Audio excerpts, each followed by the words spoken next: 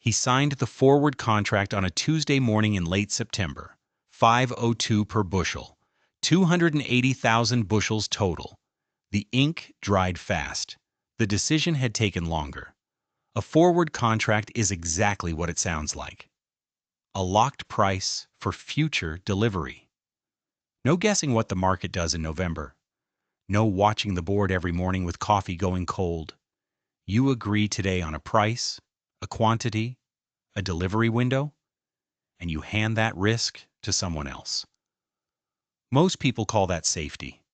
And at $5.02, with input costs where they were, the math cleared. It wasn't a home run. It was a base hit with cleats in the dirt. And that was enough, except he didn't deliver all of it. That's where the story starts. 280,000 bushels is a lot of corn. Moving it all at once isn't always possible, and more importantly, it isn't always smart. He delivered 140,000 bushels immediately. That covered his operating line at the bank. It zeroed out the short-term pressure. The lender got paid. The interest clock stopped. And for the first time in 4 months, he could breathe without doing the arithmetic in his head at 2 a.m. But the other half, another 140,000 bushels, stayed in the bins. He had the storage. Old steel bins, 20 years old, with aeration fans that had been running since his father bought them. Nothing fancy, nothing automated, just fans, ducts, perforated floors, and a working thermostat on the outside of each bin. The kind of equipment that doesn't show up in a trade magazine but runs when you need it to run. The remaining corn was sitting at 17 to 18% moisture. That number matters. 17 to 18% moisture is above where you want to be for long-term storage. You're looking at spoilage risk, hot spots, crusting, mycotoxin development if the temperature and humidity aren't managed carefully. The grain isn't ruined, but it's vulnerable. And vulnerable grain sitting in a bin through October and November is a management job, not a passive investment. Most people who don't store grain for a living hear moisture problem and think the answer is simple. Sell it. Get it out. Take the 502 and call it a year. And for a moment, a real, honest moment, that's exactly what he considered. Would you have sold everything at $5.02? Here's the calculation he ran. If he moved the remaining 140,000 bushels immediately at the contract price, the risk disappeared. Completely. No storage headache, no moisture management, no watching temperature cables, no electricity bill running aeration fans through the night. Clean done. But he'd also give up any optionality on the remaining bushels. The contract covered all 280, but the timing of delivery, that was still his. And time, when you manage it correctly, has value. He didn't make the decision to hold because he thought corn was going to rally. He made it because he had the infrastructure to preserve the option, and he knew what it would cost him to do so. That's a different kind of thinking. Before he committed to holding, he did the math on storage cost. This step matters more than people give it credit for because storage isn't free, and pretending it is will eat your margin quietly, dollar by dollar. His electricity cost for running the aeration fans worked out to approximately 3 cents per bushel for a 60-day storage window. Shrink. The natural moisture and weight loss that happens as grain dries. Added another 2 to 3 cents. Opportunity cost on the capital tied up in undelivered grain, insurance, and incidental bin maintenance brought the total to roughly 7 cents per bushel. 7 cents. On 140,000 bushels, that's $9,800 in storage cost. Real money, not trivial, but manageable if the market moved even a dime in his favor. He wrote the number down. 7 cents per bushel. That was his break-even on holding. Anything the market moved above 502 minus 7 cents was net gain. Below that threshold. And he was losing ground compared to selling immediately. He turned the fans on and watched the moisture begin its slow, steady decline. The first week did not cooperate. Corn futures dropped 11 cents the first week of October. Not a collapse, but enough to sting if you were watching. And he was watching. He checked the board every morning, the same way you check the weather when you've got crop in the field. Not obsessively, but consistently. 11 cents down from his contract price meant the market was saying, in the language it speaks, that his decision to hold was currently costing him. Except that's not entirely accurate. His 140,000 bushels that remained in the bin weren't floating on the open market. They were insulated, partially, not completely, by the forward contract framework. He'd locked in the core. He was managing the timing of delivery on a portion, not speculating with his full position. But the doubt still arrived. Doubt doesn't respect nuance. He went out to the bins that evening, checked the temperature cables. Grain was cooling evenly. Checked the moisture probe. Down to 16.4% on the center reading. The fans were doing their job. The grain was stable. But the futures screen had said down 11 cents. And 11 cents on 140,000 bushels is $15,400 in theoretical erosion from his hold position compared to moving it immediately. He stood in the dark with the fans running behind him. Is storage risk or opportunity? The answer, as it always is it depends on what you do with it. By the middle of October, the market had recovered 6 cents from the drop, then given 3 back. It was trading in a narrow, indecisive range, flat and frustrating. The grain had dried to 15.8%, better. Not ideal, but stable and trending in the right direction. The bin temperatures were even. No hot spots. The old fans were doing exactly what they were built to do. But the market wasn't moving. And when the market isn't moving, the storage cost clock is still running. He recalculated. 2 weeks in, he was roughly 2 to 3 cents into his storage cost. The grain was stable. The position was intact, but the market wasn't offering any improvement. And his break-even window was narrowing by the day. He thought about unloading half. Take 50% of the remaining bushels, 70,000 of the 140, and deliver them at the contract terms. Reduce the exposure. Cut the electricity bill. Simplify the management. It was a reasonable, logical option. He didn't do it. But he thought about it seriously. Not because he was greedy. Because he was uncertain. And uncertainty makes conservative options look attractive. He kept the fans running.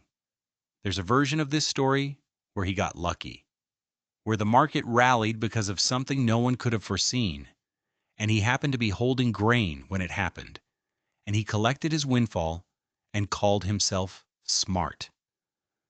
That's not this story. He was not predicting a rally. He had no inside information. He wasn't reading tea leaves in the USDA calendar. What he had was a cost-controlled storage position with a known break-even threshold, a forward contract protecting his core revenue, and equipment capable of preserving grain quality long enough to give the market time to move. That's not speculation. That's optionality. Forward contracts remove fear. They don't remove opportunity. And that distinction, the space between fear removal and opportunity preservation, is exactly where his decision to hold the remaining bushels lived. Airflow is invisible leverage. You can't see it on the futures board. It doesn't show up in any analyst's report. But on a cool October night, with fans running at low speed and grain slowly drying toward 14% moisture, airflow is the thing standing between a profitable storage position and a bin full of compromised grain worth significantly less than 502. He trusted the fans because he understood what they were doing. That's it. No mysticism.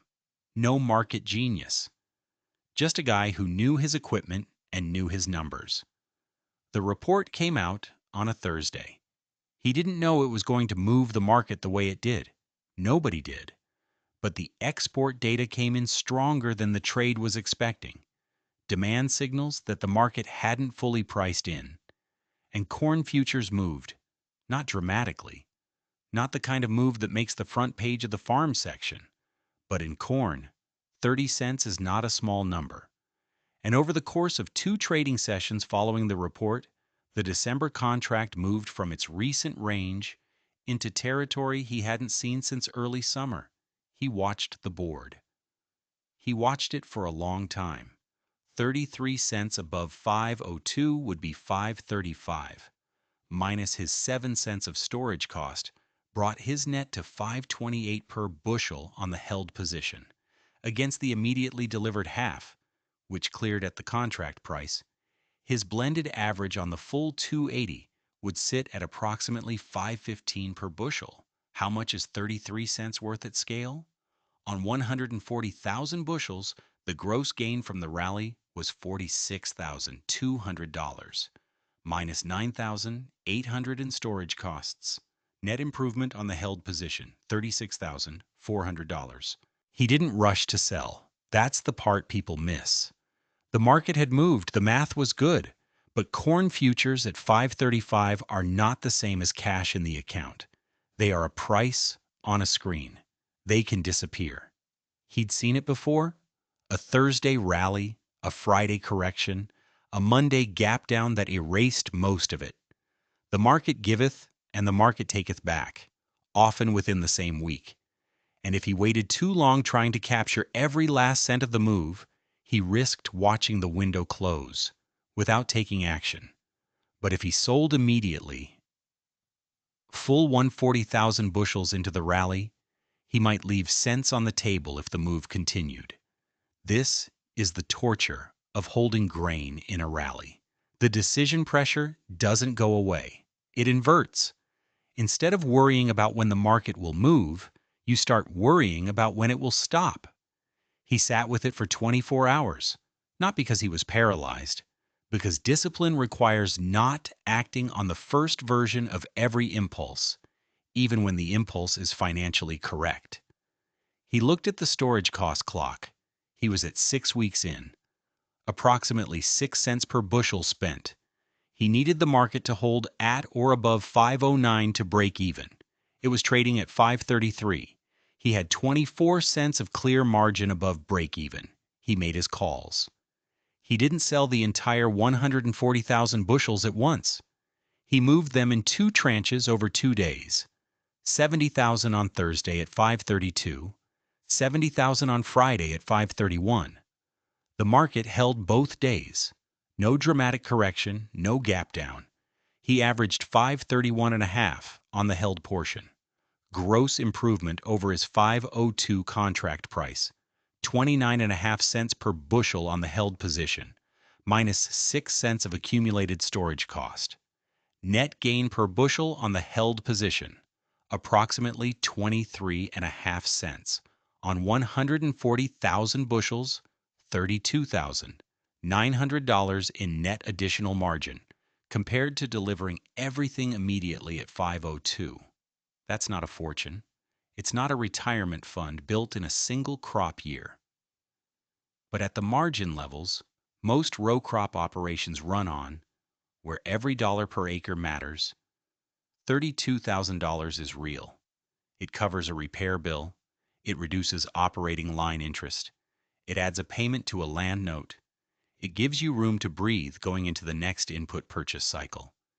He ran the blended average one more time. Half delivered at 502, $702,800. Half delivered at average 531.5 net of storage, approximately $736,900. Total, approximately $1,439,700 versus delivering everything immediately at 502, $1,405,600. Net improvement, roughly $34,100. The fans cost him less than $10,000 to run. The rest was margin.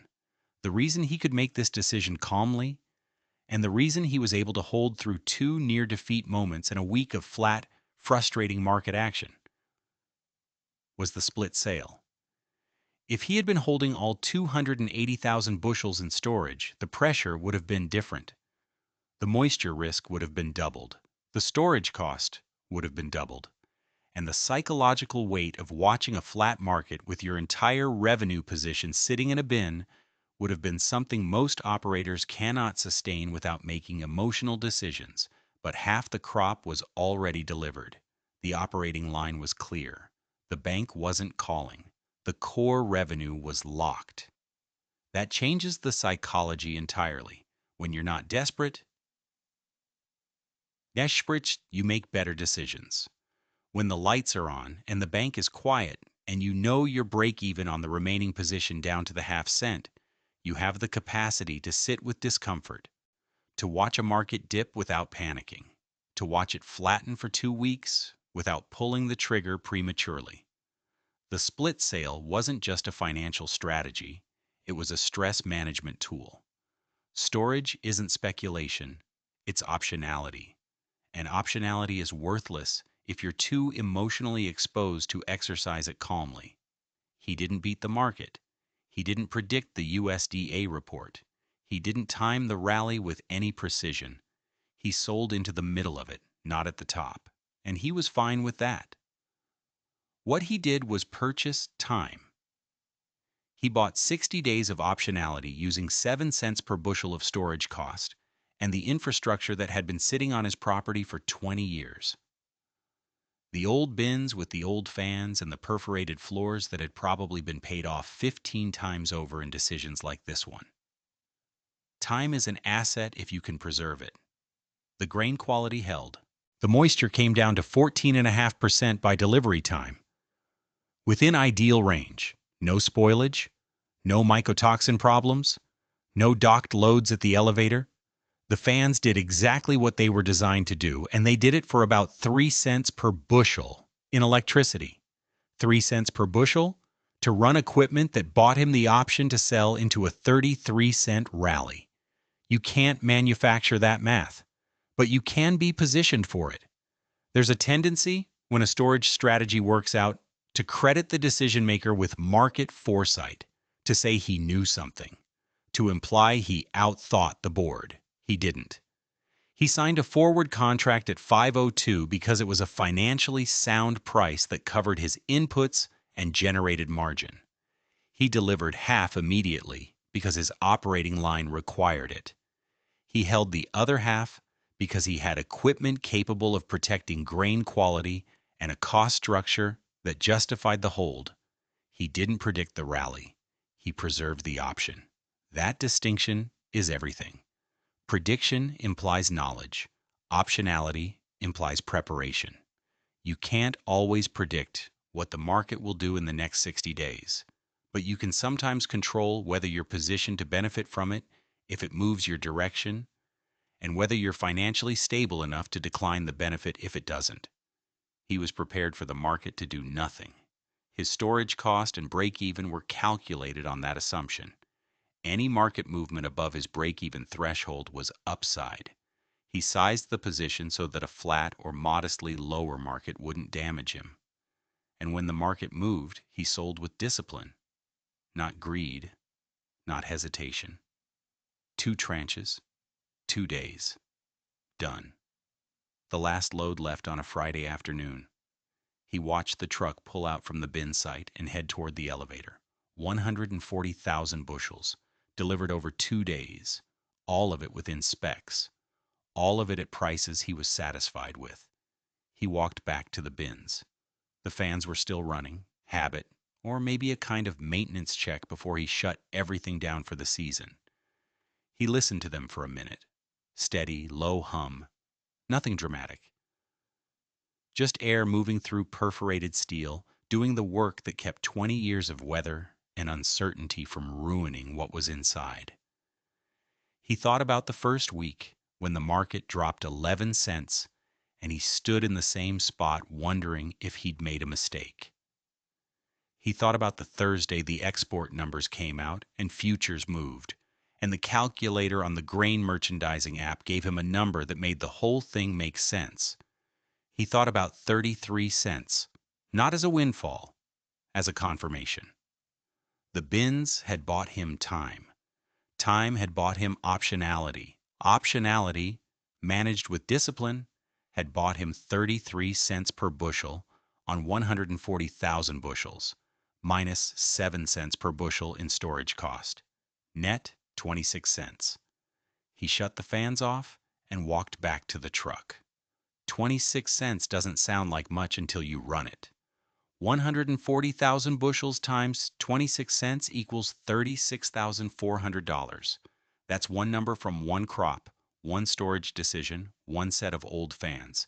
Now imagine this as a repeatable discipline rather than a one-time event. Not every year will offer a rally. Not every hold will produce a net gain. But a farmer who has a consistent split sale framework, who protects core revenue with forward contracts and manages optionality on the remainder through cost-controlled storage, will outperform a farmer who delivers everything at harvest over time, not because of luck, because of structure. The structure is the strategy. 502 was the floor. 33 cents was the ceiling that opened up. The fans were the bridge between them. Most of the decisions in this story were made quietly. No dramatic moments. No shouting matches with the elevator manager. No sleepless nights staring at charts. Just a series of measured, disciplined choices. What to deliver, what to hold, when to sell, how to manage the grain while it waited. The fans hummed. The moisture dropped. The market moved. He sold when the math said sell, not when the emotion said sell. That's the quiet part of grain marketing that doesn't fit neatly into a story with a dramatic arc. The real discipline isn't in the big decisions. It's in all the small ones that come between signing the contract and loading the last truck, watching temperature cables, checking moisture probes, running the aeration fans at the right time of day, not panicking when the market dips, not getting greedy when it rallies. Every one of those small decisions either preserved the optionality or eroded it. He made enough of them correctly. Forward contracts remove fear. That part is well understood. What's less discussed is that forward contracts, loss tests, when used as part of a split sale strategy, also create the conditions for calm, disciplined optionality management on the remainder. When fear is gone, judgment improves. When judgment improves, you can hold grain through a flat week without panicking. When you can hold through a flat week, you're still in position when the market finally moves. He didn't predict the rally. He preserved the option. And the old bin fans, running through cool October nights, pulling air through 140,000 bushels of 17% corn, did the agronomic work that made the financial outcome possible. The machine didn't beat the market. It bought time. And time, in the right hands, with the right structure, is worth 33 cents a bushel. If this story helped you think differently about grain storage strategy, forward contracts, or split sale marketing, consider subscribing. New stories every week on risk, margin, and the decisions that actually move the needle on a farm operation.